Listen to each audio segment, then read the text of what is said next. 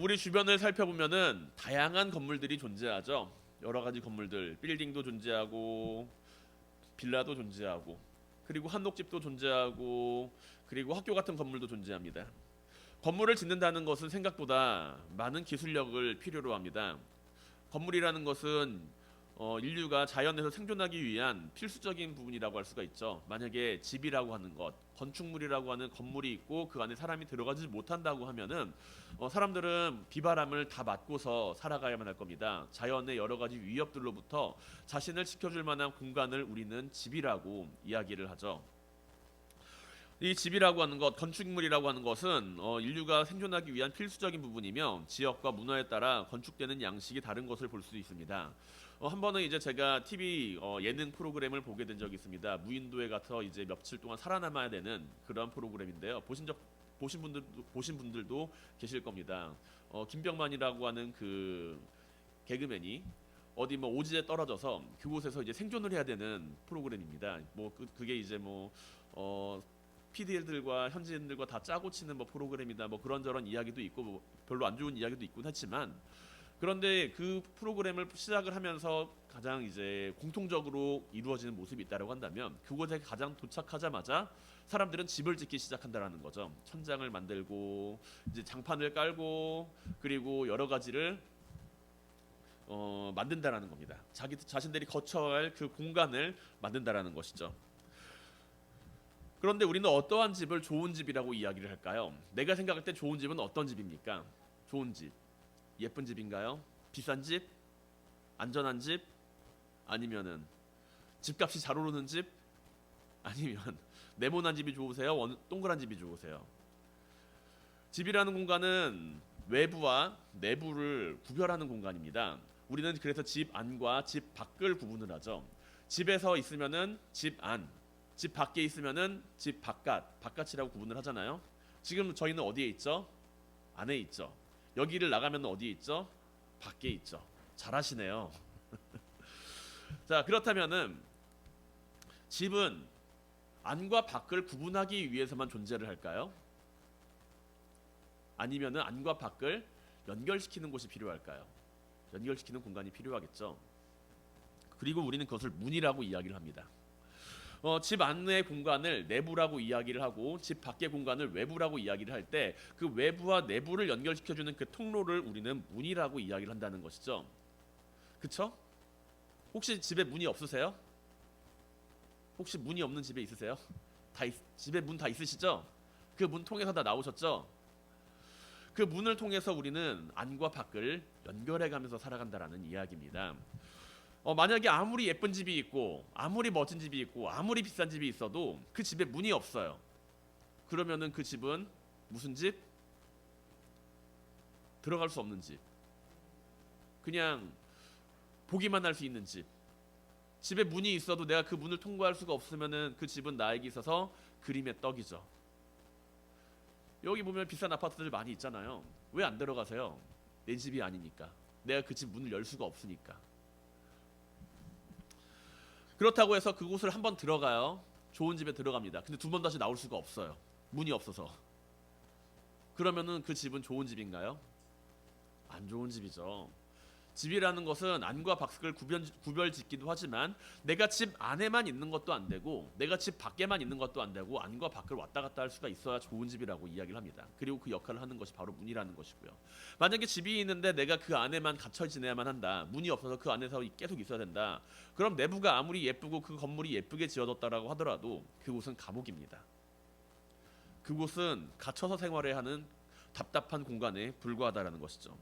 문이라는 것은 열고 닫게 되어 있습니다. 문이라는 것은 그곳을 통해서 사람이 드나드는 곳입니다. 아이들이 지금 마인크래프트라고 하는 게임을 하고 있습니다. 그 마인크래프트는 집을 건축하는 그런 게임이에요. 벽돌을 탁탁탁탁 쌓아가지고 옛날에 레고 블록 같은 거 있잖아요. 그 이제 옥스포드 블록 같은 거 이렇게 네모난 블록들 그걸 이제 탁탁탁탁 쌓아가지고 건물을 짓는 겁니다. 그런데 이제 짓는 거를 보면은 문을 만드는 친구가 있고 문을 만들지 않는 친구가 있어요.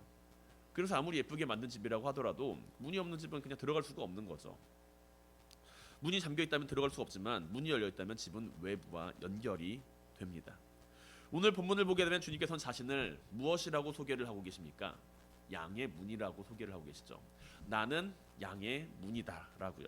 요한복음 10장에는 주님께서 자신에 대한 증언이 두 가지가 나오는 것을 볼 수가 있습니다. 첫 번째는 바로 양의 문에 대한 이야기, 두 번째는 선한 목자에 대한 이야기죠. 그리고 양의 문과 선한 목자에 대해서 그 옛날 그 사람들은 두 가지를 크게 크게 다르게 생각하지 않고 혼용해서 사용을 하기도 했습니다.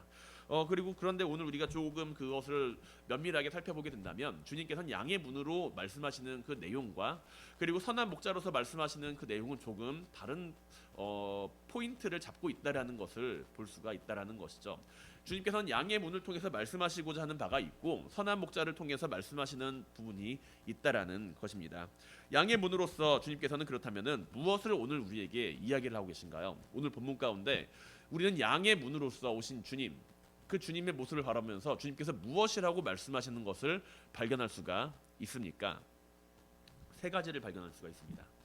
바로 첫 번째, 나보다 먼저 온 자들에 대한 이야기, 두 번째, 구원에 대한 이야기, 세 번째, 꼴을 먹으리라라고 하는 이야기. 그 세 가지에 대한 이야기를 우리는 오늘 본문에서 주님께서 양의 문이라는 것을 통해서 이 세 가지를 설명하고 계시는 것을 볼 수가 있다라는 것이죠. 양의 문을 통해서 주님께서 첫 번째 말씀하시는 내용, 나보다 먼저 온 자들은 다 강도요, 절도다. 그렇게 이야기를 하는 것을 우리는 바라볼 수가 있습니다. 우리는 전 시간에 주님께서 말씀하시는 이 강도와 절도에 대한 이야기들 생각을 했습니다. 묵상을 했어요. 눈먼 소경을 대해서 이제 이야기가 연결이 되면서 요한복음 9장에 대한 내용이 10장과 연결이 되면서 주님께서 말씀하시는 이 그 강도와 도적들이 다른 사람들을 의미하는 것이 아니라 바리새인들을 이야기하는 것입니다라는 것을 우리는 지난 시간에 함께 묵상했습니다. 그래서 우리는 주님께서 나보다 먼저 온 자들에 대한 이야기를 하실 때 강도와 절도다라고 하는 이야기를 하실 때 바리새인들을 향한 이야기구나. 자신의 양을 치라고 하는 그 양을 지키지 않고 오히려 내쫓고 무리에서 내쫓고 그들을 정죄하는 바리새인들이구나라는 것에 대한 내용을 이해할 수가 있습니다. 그런데 주님께서는 양을 지키는 자들이 아니라 그 앞에 한마디를 더 덧붙이셨다라는 거예요. 나보다 먼저 온 자들이라고 하는 수식어를 붙이면서 나보다 먼저 온 자들은 다 절도며 강도다라고 이야기를 하십니다. 오늘 본문에서 나보다 먼저 온 자들 누구일까요? 바리새인들, 그리고 양들을 치지 못하고 잡아먹는 자들, 그렇게 생각을 할 수 있고, 그리고 또한 유대 종교 지도자들과 그들이 추구하는 율법 정신을 함께 의미하고 있다라고 볼 수가 있습니다. 율법 자체가 아니에요. 율법 자체가 아니고 그들이 추구하는 율법의 정신을 이야기하고 있는 겁니다. 그렇다면 주님께서는 왜 나보다 먼저 온 자들에 대하여 그들은 강도며 절도다라고 굳이 그렇게 이야기를 하고 계시는 걸까요? 언뜻 보기에는 주님께서 하시는 그 말씀, 나보다 먼저 온 자들에 대한 말씀을 하실 때 주님께서 오시기 이전에 존재했던 여러 선지자들, 예언자들, 그리고 그들이 이야기했던 하나님의 말씀들, 그것들을 다 통틀어 가지고 말씀하시는 것처럼 느껴질 수도 있습니다. 한번 생각해 보세요. 나보다 먼저 온 자들이라고 하는 그 이야기 안에서 포함되는 것은 무엇일까요? 주님께서 오시기 이전에 존재했던 모든 것들이 다 주님보다 먼저 온 자들이 되지 않을까요? 주님께서 오시기 이전에 선포하셨던 그 이야기를 했던 모세, 엘리야, 이사야와 같은 수많은 예언자들과 선지자들, 그리고 그들이 선포했던 하나님의 말씀들, 그것들을 싹 다 통틀어서 주님께서는 나보다 먼저 온 자들이라고 말씀을 하시며 잘못됐다라고 이야기를 하고 계시는 것입니까? 언뜻 보면 그렇게 보일 수도 있지만 주님께서 말씀하시는 것은 단지 그 포인트만 보고서 우리는 판단을 해서 될 문제가 아니라는 것이죠. 주님께서 말씀하시는 나보다 먼저 온 자들에 대한 이야기는 뒤이어 나오는 구원에 대한 이야기와 함께 연결을 지어서 우리는 생각을 해봐야 합니다.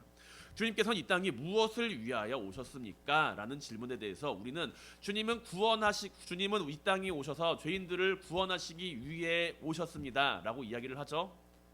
그렇다면 주님께서 이야기하시는 그 나보다 먼저 온 자들에 대한 포인트 역시 우리는 구원이라고 하는 그 포인트와 연관을 지어서 생각을 해볼 필요가 있다라는 거예요. 바리새인들은 양의 문으로 오신 주님을 거부합니다. 그들이 잘못됐다라고 이야기를 해요. 그러면서 자신들을 모세의 제자라고 이야기를 합니다.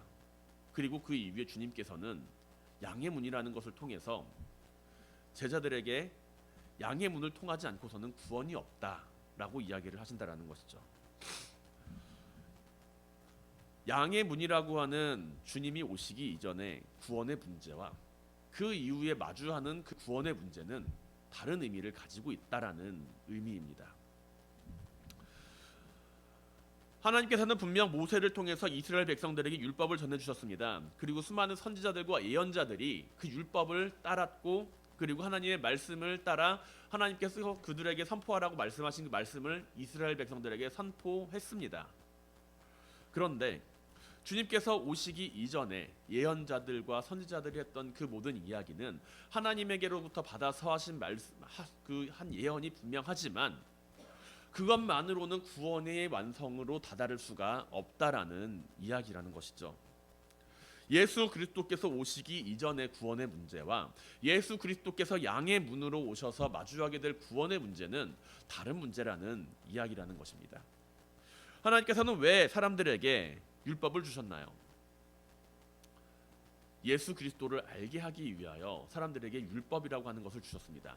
예수 그리스도에 대하여 안다라고 하는 것은 하나님에 대한 마음을 아는 것, 그 길을 율법을 통해서 깨달아 알기를 원하셨기에 이스라엘 백성들에게 율법을 허락하시고 하나님께서 수많은 선지자를 통해서 하나님께서 원하시는 일이 무엇인지에 대해서 설명을 했다라는 것이죠. 그런데 바리새인들이라고 하는 이 사람들이 하는 이야기는, 그들이 이야기하는 그 율법의 정신은 구원에 대해서 연관이 되어 있습니다. 예수 그리스도께서 오시기 이전의 구원의 문제에 대하여 그들은 율법을 따르고 지키면서 하나님 앞에서 거룩하게 사는 것으로 말미암아 구원으로 받을 수 있다, 하나님께서 함께 하신다라는 것으로만 만족하면서 살았다라는 것이죠. 하나님이 원하시는 삶, 하나님께서는 자신이 원하시는 삶이 무엇인지를 깨닫게 하기 위하여 율법을 주셨고 예수 그리스도를 통하여 우리를 구원하시기 위함이라는 그 사실을 알려주셨습니다. 하나님이 원하시는 삶을 알기 위하여 이스라엘 백성들에게 율법을 주셨다라는 것이죠.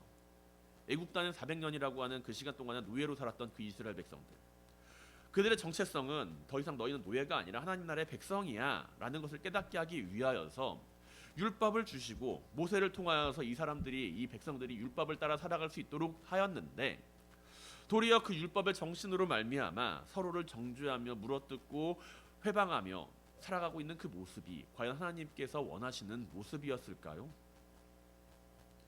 하나님께서 율법을 통해서 그 사람들에게 전하고자 하신 것은, 너희가 이스라엘 백성들아, 너희는 더 이상 노예로서 살아가는 것이 아니라 하나님 나라의 백성으로 거룩하고 성실하게 하나님을 따르며 살아가라 라고 이야기하는 그 율법의 정신을 알게 하기 위하여서 그들에게 율법을 주신 것 아닙니까? 한 학급에 학급 규칙이 생길 때가 있습니다. 한 학급에서 학급 규칙이 생길 때가 있어요. 어떨 때 학급 규칙이 생기죠? 문제가 생겼을 때. 그냥 화목한 학급에서는 학급 규칙이 생기지 않습니다. 그런데 어느 날 한 아이가 다른 아이를 때려요. 싸웁니다. 그것이 상습적으로 반복이 돼요. 그럼 학급에는 규칙이 생깁니다. 서로 때리지 말아야 합니다 라고요. 애들이 학급에서 이제 그 사이좋게 지내면 상관이 없는데 복도에서 막 뛰어당겨요. 그러면 이제 또 규칙이 생깁니다. 무슨 규칙이 생길까요? 복도에서는 뛰지 않아요 라는 규칙이 생깁니다. 서로 막 욕합니다. 욕하면서 막 서로 뭐 네가 잘했네 내가 잘했네 막 싸워요. 그럼 또 규칙이 생기겠죠. 어떤 규칙이 생길까요? 서로 욕하지 않아요 라는 규칙이 생깁니다. 그 규칙들이 왜 생겼을까요? 그 규칙은 그렇지 못한 아이들에게 벌을 주기 위해서 생긴 것이 아니라 너희가 그렇게 하는 행동이 잘못된 거야 라는 것을 알게 하기 위함이죠. 그리고 단지 그 잘못된 행동을 알게 하는 것으로 끝나는 것이 아니라 바람직한 삶의 자세가 무엇인지를 깨닫게 하는 것이 그 규칙이 가지고 있는 의미 아니겠습니까?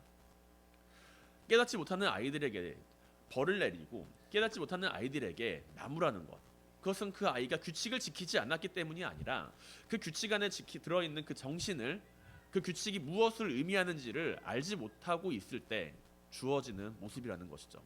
한번 생각해 보세요. 규칙을 잘 지키는 아이가 있습니다. 그 아이는 싸우지도 않아요. 그 아이는 욕하지도 않아요. 복도에서 뛰지도 않습니다. 그런데 복도에서 뛰는 아이만 바라보면 와서 고자질해요. 복도에서 뛰는 아이만, 싸우는 아이만 보면 와서 고자질해요. 욕하는 아이만 보면 와서 고자질해요. 그 아이는 법을 잘 지키고 있습니다. 규칙을 잘 지키고 있어요. 그런데 바람직한 행동이라고 말할 수는 없다라는 것이죠. 그 아이는 규칙은 잘 지키고 있지만 그 규칙이 왜 존재하는지에 대해서는 생각하려 하지 않고 있기 때문이에요. 물론 그 규칙을 잘 지키는 것에 대해서는 분명히 상을 주어야 합니다. 분명히 잘 하고 있다라는 칭찬을 주기는 해야겠죠. 그러나 규칙이 규칙으로 존재하지 않고 규칙이 없어져야 한다라면 그것이 가장 좋은 거 아닐까요? 사람들이 규칙을 지키는 것이 필요하다라고 생각되는 것이 아니라 서로가 사랑하는 것이 필요하다라고 생각된다라면은 그 학급에서는 규칙이 필요할까요? 서로가 서로를 배려하는 마음으로 사랑하고 서로가 서로를 배려하며 생활하는 모습을 가지고 있는 학급 안에서 과연 규칙이라고 하는 것이 필요할까요? 주님께서는 십자가에 달려 돌아가시기 이전에 제자들을 향하여 말씀하십니다. 내가 너희에게 새 계명을 준다. 너희는 서로 사랑하여라. 그렇다면 너희가 나의 제자인 것을 사람들은 알게 될 것이다 라고요. 우리는 규칙을 따르기 위해서 사랑하는 사람들이 아닙니다. 우리는 규칙을 따르기 위하여 하나님을 따르는 사람들이 아닙니다. 우리는 규칙을 통해서 내 자신이 올바른 사람이라는 것을 증명하고자 하는 사람들이 아닙니다. 단지 우리가 서로 사랑하며 살아가고 우리가 규칙에 매달려서 모든 것을 생각하는 것이 아니라 무엇을 위하여서 내가 움직여야 하는지를 알아야 하는 사람들이라는 것이죠. 규칙은 반드시 필요합니다. 그러나 그 규칙이 필요한 이유는 범죄자를 때려잡기 위하여서 규칙이 필요한 것이 아니라 무엇이 올바른 일인지를 계도하기 위하여 규칙은 필요한 것이라는 것이죠. 싸우지 않고 달리지 않고 친구와 사이좋게 배려하며 지내는 학급이 이상적인 학급이라고 한다면 우리는 단지 규칙에 매달려서 그러한 학급을 만드는 것이 아니라 서로의 마음속에 존재하는 따뜻한 마음으로서 서로를 향한 배려와 사랑을 나타내 보이며 그러한 학급을 만들어 가야 한다는 것입니다. 규칙은 필요하지만 그것이 전부는 아니라는 것이죠. 양의 문으로 오신 주님께서는 자신보다 앞서온 자들을 강도와 절도라고 말씀을 하십니다. 그것은 구원의 문제에 있어서 주님을 대신할 것은 없기 때문이에요. 주님께서는 양의 문이 되셔서 우리를 구원의 길로 이끄시는 분이라는 겁니다. 양의 문이 되시는 주님 외에는 구원의 길은 존재하지 않습니다. 그 이전에는 착하게 살고 바르게 살고 하나님이 원하신 대로 살고 하나님 뜻대로 율법을 지키는 것이 반드시 필요한 일이었을지는 모르나 주님께서 오신 이후로 우리는 구원의 문제에 대해서 다시금 바라보게 되었다라는 것이죠. 돈을 많이 벌고 잘생긴 사람이라고 해서 선하고 착하게 살아가는 것이라고 해서 구원에 대한 문제에 대해서 완벽한 정답을 내릴 수가 없습니다. 마찬가지로 율법을 잘 지키는 사람이다라고 해서 그 또한 구원에 대한 정답을 내릴 수는 없다라는 것이죠. 물에 빠진 사람은 스스로를 구원할 길이 없다라는 거예요. 내가 물속에 빠져서 첨벙 헤엄치고 있는데 옆 사람을 붙잡는다고 해서 내가 살아날 수가 있나요? 함께 가라앉을 뿐이지. 물 밖에 있는 사람을 잡아야 되지 않겠어요? 물에 빠져서 첨벙 헤엄치고 있는데 똑같이 물에 빠진 사람을 잡으면서 구원해 주세요, 살려 주세요 하면은 똑같이 가라앉게 되지만 물 밖에 있는 사람을 향하여서 살려 주세요 하면서 손을 내밀 때 그 사람의 손을 잡고 우리는 물 밖으로 나올 수가 있다라는 겁니다. 우리는 누구나 다 이 세상을 살아가면서 죄라고 하는 깊은 늪에서 빠져 살아가죠. 죄라고 하는 깊은 늪에 빠져서 살아가는 사람들이 그 안에서 어떻게 살아남을 수가 있을까요? 어떻게 거기서 걸어 나올 수가 있을까요? 밖에 있는 사람을 찾아야죠. 아무런 죄도 없고 아무런 흠도 없는 사람을 통하여 우리는 그 죄라는 곳에서 빠져나올 방법을 궁리해야 되지 않겠습니까? 그래서 주님이 오신 거예요. 그래서 주님이 이 땅에 오셨습니다. 양의 문으로 그래서 오셨어요. 양의 문으로 오신 것이 이 땅에 양의 문으로 오신 주님이 그 양의 문을 통해서만 구원이 있다라고 하는 그 이야기는 주님께서 자신이 누구이신지를 제자들에게 그리고 그 자리에 모인 사람들에게 말씀하셨다라는 것이죠. 아무런 죄도 없고 흠도 없으신 주님의 도우심으로 말미암아 우리는 죄의 늪에 빠져 있는 것이 아니라 구원의 길에 이르게 된다라는 이야기입니다. 주님께서 유일한 구원자가 되신다. 주님만이 유일한 구원자가 되신다라는 그 이야기는 이 주장은 때로는 기독교라고 하는 그 종교를 매우 배타적으로 여기게 만들어요. 니들은 뭔데 다른 종교는 배려하지도 않고 오직 너네한테만 구원이 있다라고 이야기를 해. 다른 종교도 좀 배려해야 되는 거 아니야? 거기도 구원이 있을 수 있잖아.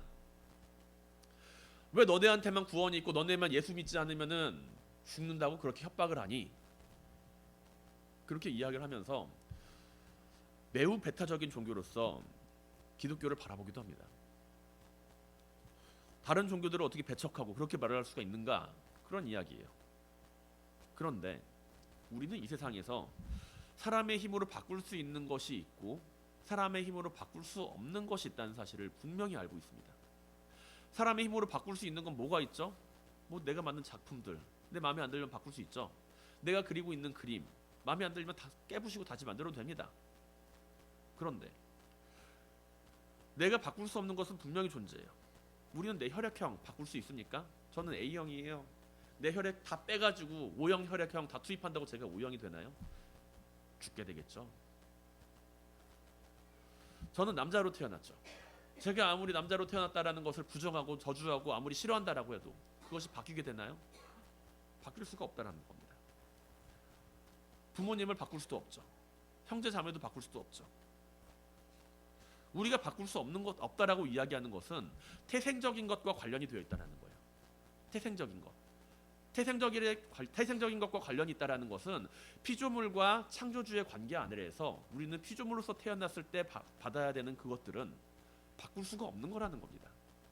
그건 내가 어떻게 때려 죽여도 그걸 바꿀 수가 없어요. 이 세상에 내가 태어나서 이 세상에 한 피조물로서 태어나서 가지게 되는 그것들은 창조주 앞에서 내가 바꿀 수가 없다라는 겁니다.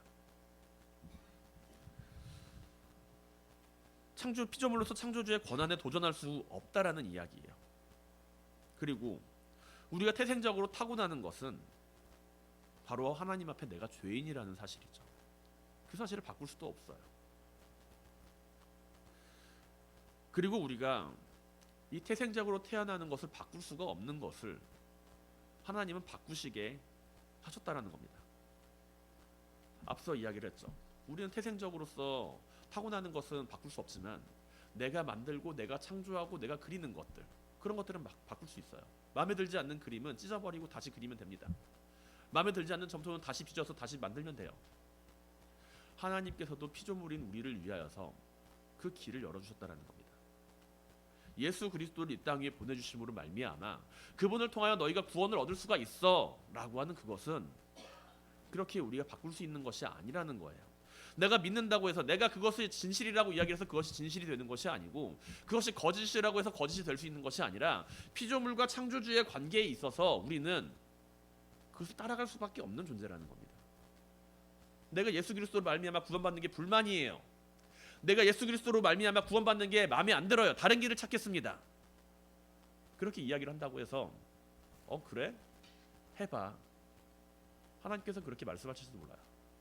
그런데 내가 만들어 놓은 길이 여기 있는데 하나님께서 제시하신 길이 있는데 우리가 아무리 다른 길을 찾는다고 해서 그 길을 만들거나 창조할 수는 없다라는 거죠.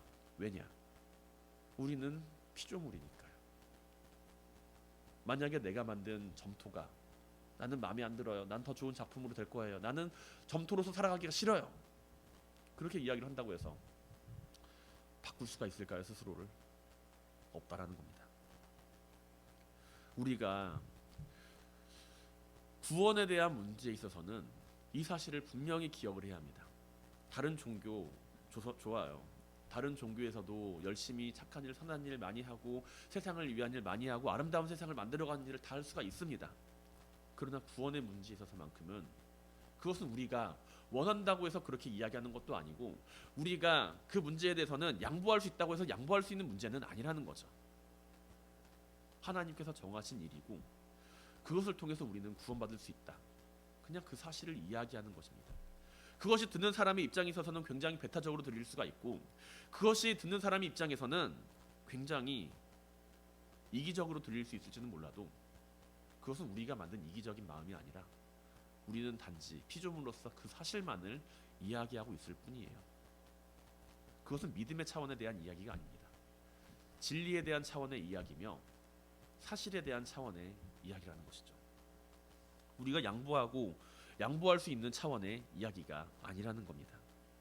많은 것을 양보하고 100번 양보해서 이야기할 수 있지만 구원의 문제에 있어서는 예수 그리스도께서 양의 문으로 오신 예수 그리스도께서 구원의 문이 되신다. 그 사실은 우리가 양보할 수 있거나 포기할 수 있거나 버릴 수 있는 문제가 아니라 우리가 그냥 따라가야 할 믿고 따라가야 할 그런 문제라는 것이죠. 이것은 우리가 정하고 말고의 문제가 아니라 하나님께서 행하신 일이기 때문입니다. 사랑하는 성도 여러분, 양의 문으로 오신 주님을 믿고 그 문으로 들어가시길 바랍니다. 주님께서 주시는 그 구원의 기쁨을 깨달아 아시길 바랍니다. 양의 문이 되신 주님을 통과하지 않고서는 우리는 구원의 길에 이를 수가 없어요. 주님이 아닌 그 다른 어떤 길을 이야기하는 사람들이 있다 할지라도 구원의 문제에 있어서는 오직 예수 그리스도께서 말씀하시는 그 길을 따라야만 한다라는 이야기입니다. 주님께서는 이야기하세요. 나보다 먼저 온 자는 다 절도며 강도라고요. 그것은 구원의 문제에 있어서 그 길을 따라갈 수가 없다라는 겁니다. 더 이상 이제는요. 그 이전에는 어땠을지 몰라도 이제는 더 이상 그 길을 따라갈 수가 없다라는 거예요. 우리 안에 주님으로 인한 구원의 확신이 늘 존재하게 되기를 주님의 이름으로 간절히 축원드립니다. 오늘 본문을 보게 되면은 우리는 주님께서 양들을 향하여 하시는 말씀을 또 볼 수가 있습니다. 양들을 향하여 말씀하시면서 들어오고 나간다라고 이야기를 해요. 9절을 보게 되면은 내가 문이니 누구든지 나로 말미암아 들어가면 구원을 받고 또는 들어가면 나오며 꼴을 얻으리라라고 말씀을 하시죠. 아니 한번 구원 받았으면 됐지. 왜 거기를 왜 들락날락합니까? 한번 구원의 문으로 들어갔으면 됐지. 왜 거기서 나왔다가 들어갔다가 나왔다가 들어갔다가 그러냐는 거예요. 그것은 문이라고 하는 것이 하는 역할이 있기 때문이죠. 문, 무엇을 위해 존재합니까? 그 무리를 가두기 위해서 존재하는 것이 아니라는 거예요. 양의 문이라고 하는 것은 양들을 가두기 위해서 너희는 구원받았으니까 이제 여기서만 살아라고 존재하는 그런 문이 아니라는 겁니다. 양은 문을 통해서 왔다 갔다 하면서 꼴을 먹는다. 그렇게 주님께서는 이야기를 해요. 문이 닫혀 있다면 내부에 있는 사람은 밖으로 나가지 못하고 문이 닫혀 있다라고 한다면 내부에 있는 사람은 그 안에서 결국에는 감옥과 같은 생활을 할 수도 있습니다. 그러나 아무리 좋은 집이라 하더라도 앞서 이야기한 것처럼 나가지를 못한다라고 한다면 그것은 뭘까요? 감옥이겠죠. 답답한 일이겠죠.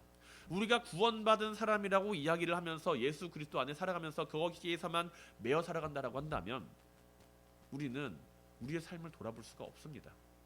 우리는 우리의 삶을 챙기지를 못하는 거예요. 구원받은 사람으로서의 인생 중요합니다. 그러나 그 구원받은 사람으로서의 책임 또한 중요하다는 것이죠. 양의 문이 되신 주님께서는 우리를 구원이라고 하는 그 틀 안에 가두어서 속박하기 위하여 양의 문으로 오신 것이 아니라는 겁니다.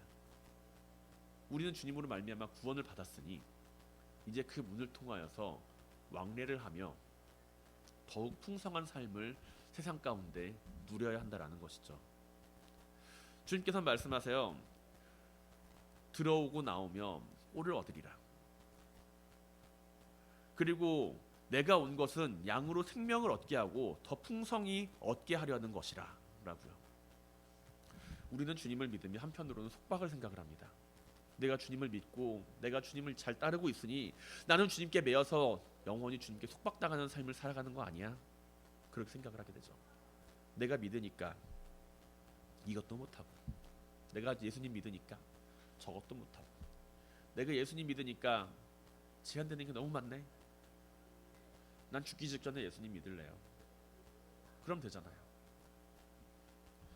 교회를 다니고 믿음 생활을 한다라고 하는 사람들은 세상적인 사람들과 상대적으로 많은 제약과 많은 속박을 당하면서 살아가는 것처럼 보입니다.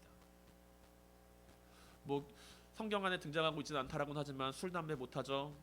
그리고 금요일 밤마다 젊은 사람들은 클럽 가서 막 흔들면서 노는데 교회 다니는 사람들 그런 거 못 가죠. 불건전한 일이라고 못 가게 하죠. 그리고 사람들은 막 세상 사람들은 야기에 화나면은 막 욕하면서 막 이런 땡땡 저런 땡땡 하면서 이야기를 하는데 그런 것도 하기 힘들죠. 우리가 예수 그리스도를 통해서 얻을 수 있는 것은 과연 무엇입니까? 그럼 우리가 예수 그리스도를 통해서 얻을 수 있는 것은 그럼 과연 뭐냐는 거예요. 우리가 주님과 함께 살아가면서 그것이 속박이 아니라 기쁨이 될 때 우리는 주님께서 양의 문으로 오시는 이유에 대해서 알 수가 있다는 것이죠. 내가 양의 문 때문에 속박당하는 삶이 아니라 양의 문 때문에 기쁨이 넘치는 삶을 살아가야 한다는 이야기입니다. 세상이 주는 자유함은 주님께서 주시는 자유함과는 다르다는 이야기예요. 세상이 주시는 자유함은, 세상이 주는 자유함과 세상이 주는 즐거움은 주님께서 주시는 자유함과 주님께서 주시는 그 기쁨과는 다르다는 이야기입니다. 구원의 확신을 가지고 살아가는 이들은 그 자유함은 육신의 즐거움으로 누리는 쾌락이 아니며 예수 그리스도로 인하여 가지게 되는 기쁨을 의미하죠. 우리는 언제 즐거움을 느끼고자 합니까? 나는 언제 즐거움을 가지고 싶어요? 내가 슬플 때, 내가 우울할 때, 내가 스트레스를 많이 받을 때, 에이 스트레스 좀 풀자, 에이 나는 좀 나가가지고 스트레스 좀 풀어야겠어, 이렇게 이야기를 하지 않습니까? 그러면서 이제 나가서 친구도 만나고 재밌는 곳도 가고 한 잔 마시기도 하고 스트레스 받으니까 다른 것도 하기도 하고, 다 그런 거를 풀기 위한 내용 아닌가요? 지금 내가 힘들고 어렵기 때문에 다른 일로 즐거움을 찾고자 하는 것이 일반적인 우리의 모습이죠. 그런데 믿음 안에서 주어지는 그 기쁨과 즐거움을 알게 된다면 우리는 들어가며 나오며 꼴을 먹을 때마다 예수 그리스도라고 하는 그분을 바라보면서 내 삶의 기쁨과 충만함을 가지게 된다는 것입니다. 내가 주님을 믿고 따르고 있어요. 나는 주님으로 말미암아 기쁘신가요? 내가 예수 그리스도를 믿고 있어요. 나는 주님으로 말미암아 행복하신가요? 내가 행복하다라고 한다면 나는 다른 행복을 찾아서 헤맬 필요가 없죠. 내가 기쁘다고 한다면 나는 다른 기쁨을 찾을 필요가 없죠. 중국집에 가서 짜장면, 짬뽕 고르라고 시킵니다. 짜장면 좋으세요? 짬뽕이 좋으세요? 짜장면? 짜장면이 너무 맛있어요. 그럼 짬뽕 생각이 안 나죠. 짬뽕이 너무 맛있어요. 그럼 짜장면을 안 시킨 것을 후회하지 않습니다. 똑같은 겁니다. 우리가 주님을 따를까 세상을 따를까 고민을 하다가 주님을 따르는 일로 말미암아 기쁨을 느끼고 즐거움을 느낀다라고 한다면 그것은 더 이상 나에게 속박이 아니라 자유가 된다라는 것이죠. 양의 문은 양을 가두기 위해 존재하는 것이 아닙니다.